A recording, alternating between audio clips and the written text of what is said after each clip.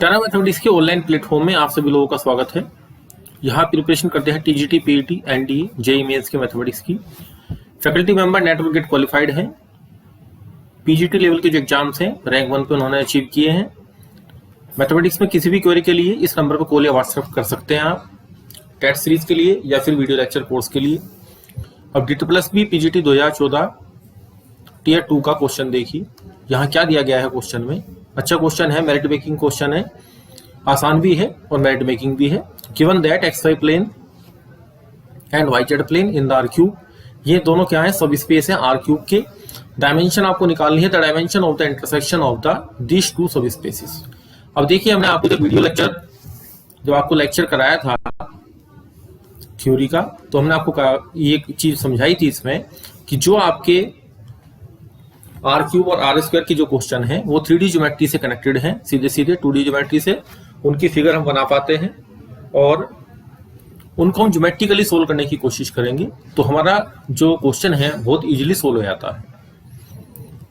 Subjective objective दोनों approach आपको बताई जाएंगी। पहले मैं ऑब्जेक्टिव अप्रोच आपको बता रहा हूं कि ज्योमेट्रिकली क्वेश्चन को किस तरीके से आप हैंडल करेंगे। यहाँ पे XY प्लेन है और यहाँ पे YZ प्लेन है। अब आपसे इन्होंने क्या पूछा है कि XY प्लेन और YZ प्लेन, इन दोनों का जो इंटरसेक्शन होगा, इंटरसेक्शन का मतलब कॉमन एलिमेंट होते हैं, वो जो सब स्पेस बनेगा उसकी डायमेंशन कितनी होगी। तो आप ज्योमेट्री में देख के बता सकते हैं कि ये जो मेरे पास Y एक्सिस वाली लाइन आएगी, ये दोनों सभी स्पेसिस की कॉमन एलिमेंट की लाइन होगी। तो इसका मतलब मेरे पास जो इंटरसेक्शन आएगा W1 इंटरसेक्शन W2, इसको हम W1 मान लेते हैं, इसको हम W2 मान लेते हैं सब स्पेस। तो यहाँ पे उन एलिमेंट्स का सेट आएगा 0, Y, 0, जो दोनों में कॉमन है, Y बिलोंग्स टू R, ये पूरा सेट आएगा। और यहाँ पे जब इसका हम बेसिस बनाएंगे, बेसिस ऑफ, क्योंकि मैं डायमेंशन निकालनी है तो डायमेंशन के लिए बेसिस हमारे पास होना चाहिए, basis of W1 intersection W2। तो हमारे पास एक सेट आ जाएगा 0, 1, 0, जिसमें कि डायमेंशन जो हमने फाइंड आउट करनी है, बेसिस के अंदर नंबर ऑफ एलिमेंट कितने हैं, एक एलिमेंट है। तो यहाँ पे जो डायमेंशन आएगी, डायमेंशन ऑफ सब स्पेस W1 इंटरसेक्शन W2, तो वो हमारे पास 1 आ जाएगी, क्योंकि इस एक एलिमेंट से हम Y एक्सिस के, यहाँ पे इस एक एलिमेंट से Y एक्सिस के सारे एलिमेंट को हम जनरेट कर सकते हैं। तो ये हुई हमारे पास सब्जेक्टिव अप्रोच, ये ऑब्जेक्टिव अप्रोच। अब सब्जेक्टिव अप्रोच में आप किस तरीके से अगर ज्योमेट्री नहीं बना पा रहे हैं तो पहले आपको W1 को लिखना पड़ेगा। तो यहाँ पे X, Y, 0 और X और Y हमारे पास क्या है, रियल नंबर को बिलोंग करते हैं, ऐसे लिखना पड़ेगा। फिर आप W2 लिखेंगे। यहाँ पे आपके पास YZ प्लेन है तो 0, Y, Z। तो अब आप यहाँ पे थोड़ा सा ध्यान देंगे कि YZ बिलोंग्स टू R है। तो यहाँ पे आप कॉमन चीज देखें कि यहाँ पे X है, यहाँ पे 0 है, यहाँ पे 0 है इन एलिमेंट्स के अंदर, X0, फिर 0 और Z। तो ये एलिमेंट मेरे पास ऐसा है Y वाला, जो आपका कॉमन पोर्शन में बनेगा। तो यही हमारा इंटरसेक्शन वाला एलिमेंट है जो हमने आपको ऊपर हाईलाइट करके दिखाया है। नेक्स्ट क्वेश्चन देखिए, ये भी DBB का पीजीटी 2014 का टीयर 2 का क्वेश्चन है। आपसे पूछा गया है कि ये इनमें से कौन सा एक सब स्पेस होगा R क्यूब का। अब एक चीज पर आप ध्यान दीजिए, सब स्पेस वाले जितने भी क्वेश्चन पेपर में आते हैं वो हमारे पास, वो सभी क्या हो जाते हैं, टाइम टेकिंग। उसकी वजह मैं आपको बता देता हूं कि आपको वेक्टर स्पेस में अगर आपके पास सब स्पेस चेक करना है तो सब स्पेस चेक करने के लिए जो कंडीशन होती है वो ये होती है कि AV1 प्लस BV2 ये बिलोंग करना चाहिए आपका W को, जो आपको सबसेट दिया गया है, जिसको कि आपको सब स्पेस बनाना है, मतलब सब स्पेस चेक करना है। तो V1, V2 जो वेक्टर आप इसमें से लेंगे और AB आप स्केलर्स लेंगे फील्ड में से, और इनका जो लीनियर कॉम्बिनेशन है ये इसमें होना चाहिए। ये कंडीशन अधिकतर हम चेक करते हैं। अगर इस कंडीशन से हम चेक करेंगे, जो प्रूव करने वाले मेथड हैं, अगर आपको कहा जाता है प्रूव कीजिए, इसमें प्रूव करना है, तो हम यही मेथड यूज करते हैं। लेकिन ऑब्जेक्टिव क्वेश्चन के हिसाब से ये जो मेथड है हमारे पास, ये जो कंडीशन है सब स्पेस को चेक करने की, बहुत लेंथी हो जाती है। अब देखिए ऑब्जेक्टिव मेथड से क्वेश्चन को किस तरीके से करेंगे। पहला ऑप्शन देखिए, इस पे ध्यान दीजिए, चारों ही ऑप्शन अपने आप में इंपॉर्टेंट है। तो यहाँ पे जो आपके पास सेट बनेगा, इसमें X तो 1 है और Y 0 है, और जेड हमारे पास कुछ भी हो सकता है, ये बिलोंग्स टू आर क्यूब है। तो हमारे जो भी मेंबर है वो इस फॉर्मेट के होने चाहिए। लेकिन अगर इसमें से मैं 1 0 और यहाँ पे 1 ले लेता हूँ जेड की वैल्यू, और दूसरा मेंबर मैं इसका ले लेता हूँ 1 0 और 2, क्योंकि जेड तो वेरी कर रहा है। अब इन दोनों को मैं क्या करता हूँ, ऐड कर देता हूँ, इन दोनों मेंबर्स को ऐड कर देता हूँ। तो यहाँ पे 2 0 और 3 आएगा। तो देखिए 3 पे प्रॉब्लम नहीं है, 0 पे प्रॉब्लम नहीं है, लेकिन यहाँ पे तो 1 होना चाहिए था ना। हम क्या कहते हैं कि अगर जो सिंगल कंडीशन होती है V1 प्लस V2, सबसे पहले कहाँ जाना चाहिए, W में आना चाहिए। हमने जो आपको लेक्चर पढ़ाया था उसमें सब स्पेस को चेक करने की कंडीशन सिखाई थी। तो पहली कंडीशन आपके पास क्या थी कि अगर W हमारे पास क्लोज्ड हो जाता है with respect to the vector addition और स्केलर मल्टीप्लीकेशन, तो हमारे पास क्या बनेगा, यहाँ पे क्या होना चाहिए, पहली कंडीशन, ये कंडीशन इन दोनों को ऑपरेट करके बनी है, वेक्टर एडिशन और स्केलर मल्टीप्लीकेशन। अगर इनके रिस्पेक्ट में हमारे पास W क्या हो जाता है, क्लोज्ड हो जाता है। यही पहली थ्योरम है जो आपको समझाई गई थी ऑब्जेक्टिव मेथड के लिए। तो सबसे पहले हम इसी को चेक करते हैं। बहुत सारे ऑप्शन आपके मींस आपके जो ऑप्शंस हैं वो आपके इससे डिस्कार्ड हो जाएंगे। तो ये मेंबर हमारा बिलोंग नहीं करता है किसको, W को। तो इसका मतलब क्लोज्ड नहीं है, तो ये हमारा सब स्पेस नहीं होगा। अब आप दूसरे वाले बी ऑप्शन पे आइए। यहाँ पे आपका जो x है वो भी ग्रेटर देन इक्वल टू 0 है। मान लिया मैंने 2 ले लिया और y को भी मैंने 2 ले लिया और इसको तीसरे एलिमेंट को मैंने 1 ले लिया। अब स्केलर जो मेरे पास है, स्केलर कहां से आ रहे हैं, वो सेट ऑफ रियल नंबर्स आ रहे हैं। अगर कुछ नहीं आपको बताया तो आर क्यूब ओवर आर ही होता है। ये हमारे पास अंडरस्टूड कंडीशन है। अब यहाँ पे अगर r में से आपने -1 लिया और -1 की मल्टीप्लाई कर दी 2 2 1 पे, तो हमारे पास मेंबर क्या आएगा, -2 -2 और -1। तो ये मेंबर तो हमारे पास ग्रेटर देन इक्वल टू 0 नहीं है, ये भी ग्रेटर देन इक्वल टू 0 नहीं है। तो इसका मतलब ये बिलोंग नहीं करेगा किसको, यहाँ पे भी साइन आएगा डे नॉट बिलोंग टू, और यहाँ पे भी क्या आएगा, they not belong to W, जो हमने सेट बनाया है B में। तो ये हमारे पास सेकंड कंडीशन हुई जो मैंने आपको लिख के दिखाई है, वेक्टर एडिशन हाईलाइट किया है देखिए, और यहाँ पे स्केलर मल्टीप्लिकेशन। तो यहाँ पे तो एडिशन फेल हो गया और यहाँ पे स्केलर मल्टीप्लिकेशन फेल हो गया। तो हमने इसलिए बी ऑप्शन को भी क्या कर दिया, यहाँ से डिस्कार्ड कर दिया। तो प्रूव करने वाले मेथड अलग हैं और जज करने वाले मेथड अलग हैं। तीसरी चीज हमने आपको पढ़ाई थी सी ऑप्शन, देखिए ध्यान से कि सी ऑप्शन में आपके जो XYZ है वो सेटिस्फाई कर रहे हैं इस कंडीशन को। अब ये जो इक्वेशन मेरे पास है ये प्लेन की इक्वेशन है, और आपको बताया गया था कि 3D ज्योमेट्री के अंदर जो प्लेन आपके ओरिजिन, जिनके ऊपर ओरिजिन लाई करता है, केवल वही सब स्पेस बनाते हैं, बाकी प्लेन सब स्पेस नहीं बनाते, क्योंकि अंदर उनके अंदर 0 एलिमेंट नहीं होता। अब आप इसमें 0 0 0 पुट करेंगे तो उसको सेटिस्फाई नहीं करेगा, तो इसलिए ये भी सब स्पेस नहीं है। तो देखिए जो हमने आपको प्रैक्टिकल चीजें आपको किसमें सिखाई थी, थ्योरी के अंदर, उन्हीं का एप्लीकेशन क्वेश्चन के अंदर आपको दिखाई दे रहा है। अब आपके पास डी ऑप्शन आपका आंसर हो गया, क्योंकि 3 हमने डिस्कार्ड कर दिए। लेकिन डी ऑप्शन को भी मैं आपको डिस्क्राइब करके बताऊंगा कि ये हमारे पास जो सेट बनेगा उसमें x आइटिस रखिए, y हमारे पास कितना आएगा, -x/2 आएगा, और z हमारे पास आएगा -2x/3, such that XYZ belongs to R। तो यहाँ पे x बिलोंग्स टू R कर देता हूं। तो यहाँ पे ये जो एलिमेंट आएगा, अगर x को मैं कॉमन ले लेता हूं तो 1 -1/2 और -2/3। तो आपको दिखाई इसमें समझ आ रहा है कि ये जो हमारे पास सब स्पेस बन रहा है, इसको W मान लेता हूं कि ये हमारा इस एलिमेंट से जनरेट हो रहा है। और अगर इसकी डायमेंशन भी आपसे पूछ ले तो डायमेंशन 1 आएगी, क्योंकि ये सिंगल वेक्टर जो मैंने हाईलाइट किया है इस वेक्टर से, और x बिलोंग्स टू R हमारे पास स्केलर्स हैं, तो क्या होगा यहाँ पे डायमेंशन इसकी कितनी आएगी, 1 आएगी। डायमेंशन में आपको बता देता हूं, डायमेंशन ऑफ W यहाँ पे 1 होगी और ये सब स्पेस बनाएगा, क्योंकि ये जो हमारे पास वेक्टर है ये वाला जो हमने ब्रैकेट किया है 1 और -1/2, ये हमारा बेसिस का एलिमेंट हो जाएगा। ये एलिमेंट हमारा बेसिस का एलिमेंट हो जाएगा। तो देखिए मेरिट मेकिंग क्वेश्चन है। मेरिट मेकिंग किस हिसाब से है कि आप अगर इनको कम टाइम में सोल्व कर लेते हो, तो अधिकतर कैंडिडेट्स क्या करते हैं कि सब स्पेस का क्वेश्चन देखते हैं, इस क्वेश्चन को छोड़ देते हैं, जबकि अपने आप में ये आसान क्वेश्चन होते हैं। बहुत ही छोटी सी टेक्निक लग रही होती है और आपके ऑप्शन डिस्कार्ड होने शुरू हो जाते हैं। नेक्स्ट क्वेश्चन देखिए, यूपीजीआईसी लेक्चरर 2015 क्वेश्चन है। आपको 3 वेक्टर दिए गए हैं, ये वेक्टर 3 दिए गए हैं V3R के, और आपको LD दिए गए हैं।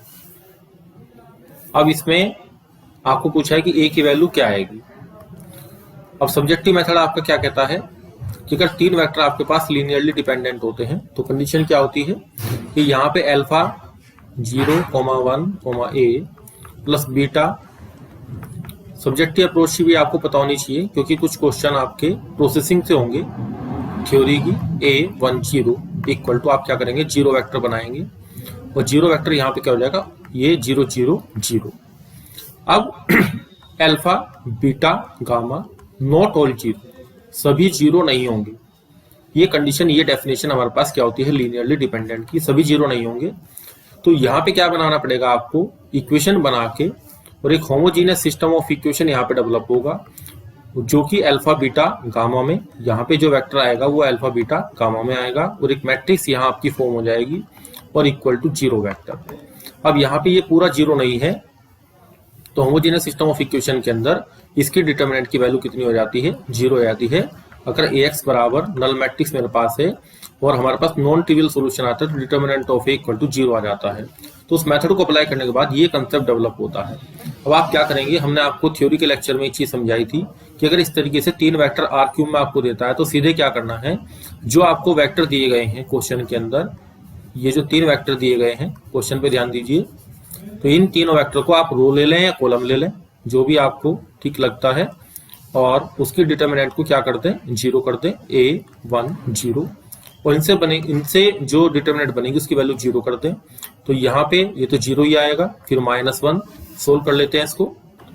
तो सोल्व करने से हमारे पास a की जो वैल्यू आएंगी 0 ± √2 और ये हमारे पास सी आंसर आ जाएगा। तो आपकी बुक में जो क्वेश्चन दिया है वहां थोड़ी सी आयटा की मिस्टेक है, उसको हम रिमूव कर देंगे, उसको सही कर लीजिए। तो ये हमारे पास आंसर आएगा। तो ये हमारे पास स्टैंडर्ड रिजल्ट हो गया और शॉर्टकट मेथड भी हो गया, जिससे हम 3 वेक्टर जब भी आपको दिए होंगे लीनियरली डिपेंडेंट तो उनको हम इजीली सोल्व कर लें। नेक्स्ट क्वेश्चन देखिए, यूपीजीआईसी 2015 का पीजीटी का क्वेश्चन है लेक्चरर का। The dimension of the smallest vector सब स्पेस, वेक्टर स्पेस, सबसे छोटे वेक्टर स्पेस की डायमेंशन पूछिए आपसे। तो हम इसमें सबसे छोटा जो वेक्टर स्पेस आपके पास होता है वो 0 सब स्पेस होता है और इसकी जो डायमेंशन आप काउंट करते हैं, इसको मैं v लिख देता हूं। तो डायमेंशन ऑफ v आप क्या काउंट करते हैं, 0 काउंट करते हैं, इसको 1 काउंट नहीं करती, ये चीज ध्यान रखिए। काफी जगह बुक्स में इसका आंसर गलत दिया हुआ है, तो आपका ऑप्शन ए आंसर होगा। नेक्स्ट क्वेश्चन देखिए, ये भी आपका यूपीजीआईसी प्रवक्ता का क्वेश्चन है 2015 का। अगर W1 W2 दो सब स्पेसिस हैं ये वेक्टर स्पेस V के, तो सभी space generated by W1 union W2। तो यहाँ एक बात नोटिस करने की है, देखिए आपको थ्योरी में बताई थी ये बात कि जब आप इंटरसेक्शन करते हैं दो सब स्पेस का, तो वो तो हमारे पास 3 चीजें याद कराई थी कि W1 इंटरसेक्शन W2 दो सब स्पेस का जो इंटरसेक्शन का सब स्पेस होता है, मतलब जो इंटरसेक्शन होता है W1 W2 का, ये सब स्पेस बनाता है। ये थ्योरम भी है, स्टैंडर्ड रिजल्ट भी है। दूसरी कंडीशन आपको क्या बताई थी कि W1 और यूनियन W2 ये आपका जनरली हमारे पास क्या करता है, सब स्पेस नहीं बनाता। सब स्पेस बनाने की कंडीशन होती है अगर W1 and W2 are contained in each other, are contained in each other, ये कंडीशन आपके पास होनी चाहिए, तब हमारे पास यूनियन क्या बनाता है, सब स्पेस बनाता है। अदरवाइज जनरली सब स्पेस आपका नहीं बनाता। लेकिन हमने कंडीशन आपको बताई थी कि अगर आप W1 और यूनियन W2 इसको आप क्या कर देते हैं, इसका स्पैनिंग सेट बना देते हैं, तो जो इसका स्पैनिंग सेट बनेगा वो W1 और डायरेक्ट लीनियर सम बन जाता है W1 और W2 का, और ये अपने आप में क्या होता है, ये अपने आप में सब स्पेस बनाता है। तो इसलिए आपका ऑप्शन सी आंसर है। तो ये क्वेश्चन भी आपका स्टैंडर्ड रियल बेस है, थ्योरी के ऊपर बेस क्वेश्चन है। ये जो ऊपर हमने क्वेश्चन कराया है ये भी स्टैंडर्ड रियल बेस क्वेश्चन है, जिसको हम कहते हैं कि आपकी जो कंसेप्ट की प्रोसेसिंग है वो फास्ट होनी चाहिए। सब चीजें शॉर्टकट से नहीं चलती किसी भी सिस्टम के अंदर। तो मैं आपको बता देता हूँ 40% क्वेश्चन किसी भी एग्जाम में अगर 100 क्वेश्चन आते हैं तो एग्जामिनर 3 तरीके से क्वेश्चन रखता है। 40% क्वेश्चन आपके होते हैं कंसेप्ट बेस, और कंसेप्ट जो थ्योरी आपने पढ़ी है उसके ऊपर डिपेंड करता है कि आपने थ्योरी किस तरीके से पढ़ रखी है, क्या क्या पॉइंट आपने उसके अंदर पढ़ रखे हैं। तो हम जितने भी आपको स्टडी कराते हैं उसमें स्टैंडर्ड रिजल्ट की स्टडी जरूर कराते हैं, इस वजह से थ्योरी के खाली शॉर्टकट पे काम नहीं करते। 40% आपकी क्या होती है, शॉर्टकट टेक्निक के ऊपर क्वेश्चंस आते हैं, जो कि एग्जामिनर जानबूझ के देता है कि आपने कौन सा मेथड यूज करके क्वेश्चन फाइंड आउट किया है। बाकी क्वेश्चन होते हैं आपके 20%। जब आपका ये पार्ट पूरा सही प्ले हो जाता है तो आप 20% में से 10% क्वेश्चन तो सोल्व कर लेते हैं, और 10% क्वेश्चन में अगर आपने 2 ऑप्शन डिस्कार्ड कर दिए तो भी यहाँ 50% प्रोबेबिलिटी बन जाती है कि आप आंसर सही देंगे। अब कुछ क्वेश्चन आपके यहाँ गलत होंगे, कुछ क्वेश्चन आपके यहाँ गलत नॉर्मली गलत हो जाते हैं सबसे। आपके 100 में से अगर आप क्वेश्चन अटेम्प्ट करते हैं 80 क्वेश्चन, तो आपके 5 क्वेश्चन से ज्यादा गलत नहीं होने चाहिए। तो जो क्वेश्चन आपके यहाँ 5 गलत हो जाते हैं फास्टिंग स्पीड फास्ट होने से, तो वो यहाँ पे अगर 10% आपने क्वेश्चन कर दिए तो वो यहाँ कवर हो जाते हैं और आप मेरिट में आ जाते हैं। तो ये स्ट्रेटेजी रहती है, हम जितने भी लेक्चर आपको देते हैं उन सभी में इस चीज को ध्यान रखते हैं। तो यहाँ पे आपका सी ऑप्शन आपका आंसर हो जाएगा। नेक्स्ट क्वेश्चन देखिए, आपको डायमेंशन फाइंड आउट करनी है सब स्पेस की। W किसका है? वो vector space of all 2x2 matrices over the R। Field हमारा रियल नंबर है, डिफाइंड बाय। अब W के जो एलिमेंट है वो देखिए ध्यान से, वो 2x2 के ऐसे मैट्रिसेस हैं जिसमें एक एलिमेंट ये है, एक ये है, एक ये है, और ये जो तीसरा एलिमेंट है ये तीनों का सम है। और यहाँ पे ABC बिलोंग्स टू आपको क्या दिया गया है? R दिया गया है। तो जनरली बुक्स में इसका आंसर 4 दिया गया है, जो कि हमारा गलत आंसर है। अब आप देखिए क्वेश्चन को किस तरीके से करेंगे। यूपीपीईटी 2005 का क्वेश्चन है। आपके पास जो मैट्रिक्स आपको दी गई है A B C और A + B + C, वैसे तो मैं आपको बता देता हूं आपका 20 सेकंड में ही आंसर आ जाएगा ऑब्जेक्टिव अप्रोच से। आप सिर्फ ये देखें कि यहाँ कितने फ्री एलिमेंट है जिनसे इनको बनाया जा सकता है। तो देखिए A फ्री है, B फ्री है, C फ्री है, और चौथा एलिमेंट इन तीनों का लीनियर कॉम्बिनेशन है। It is a linear combination of A। तो ये आपका लीनियर कॉम्बिनेशन है A B और C का। तो यहाँ पे जो W की जो डायमेंशन बनेगी वो फ्री एलिमेंट वाले मेथड से आपकी 3 हो जाएगी। तो 3 हमारा आंसर है सी ऑप्शन। अब इसको मैं सब्जेक्टिव वे में आपको करके दिखाता हूं। ये तो 20 सेकंड वाला मेथड है, फ्री एलिमेंट गिनने वाला, जो कि इजीएस्ट मेथड है। अब हमने क्या किया, ए एलिमेंट बाहर लिया और यहाँ पे 1 0 0 1 लिया, क्योंकि अगर क्वेश्चन में आपसे क्या पूछता है, क्वेश्चन में आपसे बेसिस के बारे में पूछ सकता है कि बेसिस क्या आएगा। तो जिन क्वेश्चंस में हम काम करते हैं डायमेंशन के ऊपर सीधे, तो वहां पे थोड़ा बेसिस के बारे में भी काम सिखाते हैं, मतलब जो प्रोसीजर है, क्योंकि बेसिस के एलिमेंट की जो काउंटिंग है वही तो डायमेंशन बनाती है बाय डेफिनेशन। तो यहाँ पे हमने ए किया, फिर बी मैंने लिया और यहाँ पे 0 0 1 1 और प्लस सी, और ये एलिमेंट आएगा आपका 0 1 और 0 1। अब आप देखिए कि हमने इस मैट्रिक्स को जो 2x2 की हमें क्वेश्चन में दी है, इस मैट्रिक्स को हमने 3 मैट्रिक्स के लीनियर कॉम्बिनेशन की फॉर्म में रख दिया है, और तीनों मिलके हमारे पास एक एलआई सेट बनाएंगी। क्यों बनाएंगी? क्योंकि कोई सी भी दूसरे में से एक दूसरे से हम किसी को भी डेवलप नहीं कर सकते। आप देखिए, दिमाग लगाइए थोड़ा सा कि क्या हम इससे इसको डेवलप कर सकते हैं। यहां देखिए मैंने एरो का साइन बनाया है, क्या मैं इससे इसको डेवलप कर सकता हूं? इनको ऐड करके किसी भी तरीके से किसी भी एक को बाकी दोनों से मैं ऐड करके नहीं बना सकता हूं। और ऐसे वेक्टर मेरे पास क्या होते हैं? लीनियरली इंडिपेंडेंट वेक्टर होते हैं। और एलआई वेक्टर्स की जो हमारी संख्या होती है, जो नंबर ऑफ काउंटिंग होती है, वही हमारे बेसिस में जो एलिमेंट है नंबर ऑफ काउंटिंग के, वही हमारे पास क्या बनाते हैं? डायमेंशन को बनाते हैं। तो ये हुआ इसका बेसिस क्या बनेगा, इसकी अप्रोच। तो थ्योरी की जो अप्रोच आपके पास है वो स्ट्रॉन्ग होनी चाहिए, जो हमने आपको पिछले लेक्चर्स में स्टडी कराई है। नेक्स्ट क्वेश्चन देखिए, यूपी पीजीटी 2009 का क्वेश्चन है। देखिए क्वेश्चन क्या है, for what value of am the vector M31 is a linear combination of vector this and this. अब देखिए लीनियर कॉम्बिनेशन में जो आपकी सब्जेक्टिव अप्रोच है उसको हम बनाते हैं कि M31 is a linear combination. Linear combination का मतलब यहां पे स्केलर्स एग्जिस्ट करेंगे A और B के M31 इनका लीनियर कॉम्बिनेशन बन जाए। अब यहां से आप क्या करेंगे? सोल्व करेंगे। सोल्व करने पे आपके पास M बराबर आएगा 3A, यहां से एडिशन करके इन एलिमेंट से 3A + 2B एक इक्वेशन। फिर आपके पास 3 इक्वल आएगा, ये एलिमेंट जो मैंने हाईलाइट किया है, ये सम आएगा इन दोनों एलिमेंट्स का प्रोडक्ट करके। तो 3 इक्वल टू किसके बराबर आएगा? 2A और प्लस का B के। फिर तीसरा एलिमेंट 1 किसके इक्वल आएगा? यहां से A और प्लस 0 × B 0, तो यहां से आपके पास a बराबर 1 आ गया, और फिर यहां पे रखेंगे तो b की वैल्यू आ जाएगी 3 - 2, ये भी 1 आएगा, और ये एलिमेंट फिर हम यहां रख देंगे तो a और b की वैल्यू रख देंगे तो 3 + 2 = 2 कितना आएगा, 5 आएगा। तो ये आपका आंसर सही है, इसमें कोई बड़ी बात नहीं है, सभी लोग इसी तरीके से सोल्व कर देंगे इसको। लेकिन अब हम आपको एक टेक्निक, ऑब्जर्वेशन की जो टेक्निक है उसको सिखाते हैं। क्वेश्चन को ध्यान से देखिए कि यहां पे देखो तीनों वेक्टर मैं यहां पे लिख देता हूं। यहां पे हमने तीनों वेक्टर लिख दिए। अब देखिए 3 आपका इसका सम बन रहा है और 1 इसका आपका इसका सम बन रहा है।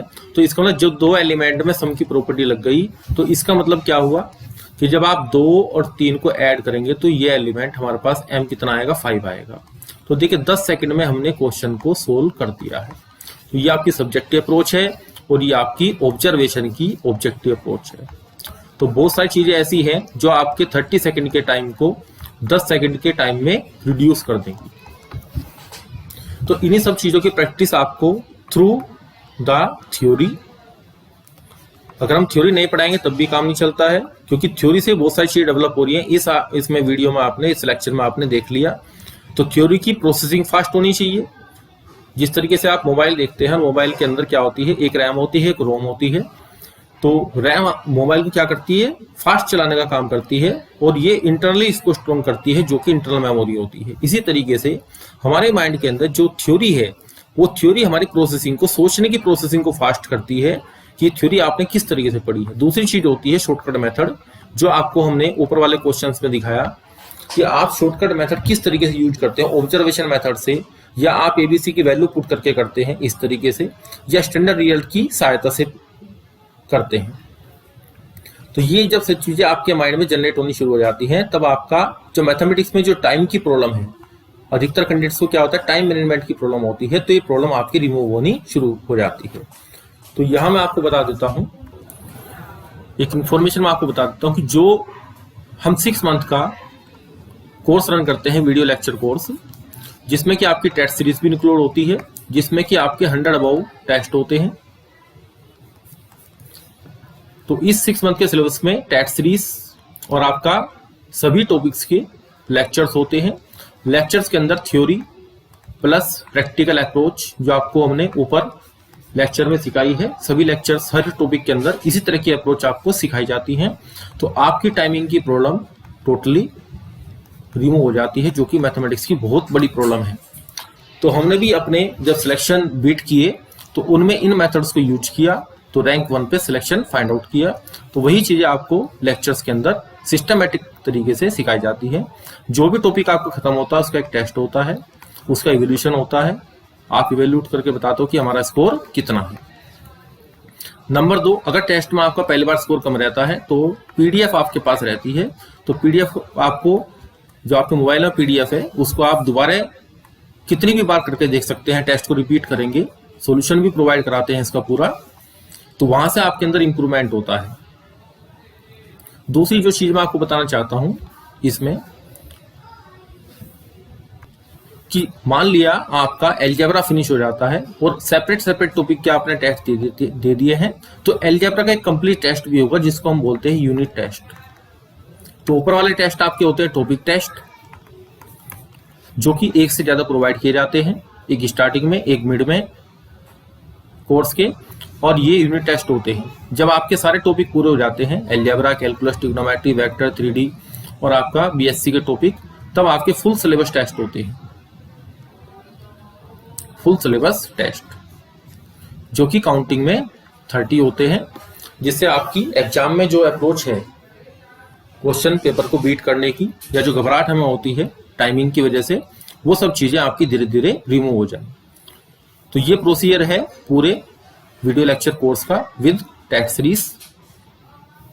अगर आप ज्वाइन करना चाहते हैं तो ये नंबर आपका, ये नंबर 8171710930, इस नंबर पे कांटेक्ट कर सकते हैं या व्हाट्सएप कर सकते हैं इन्फॉर्मेशन के लिए।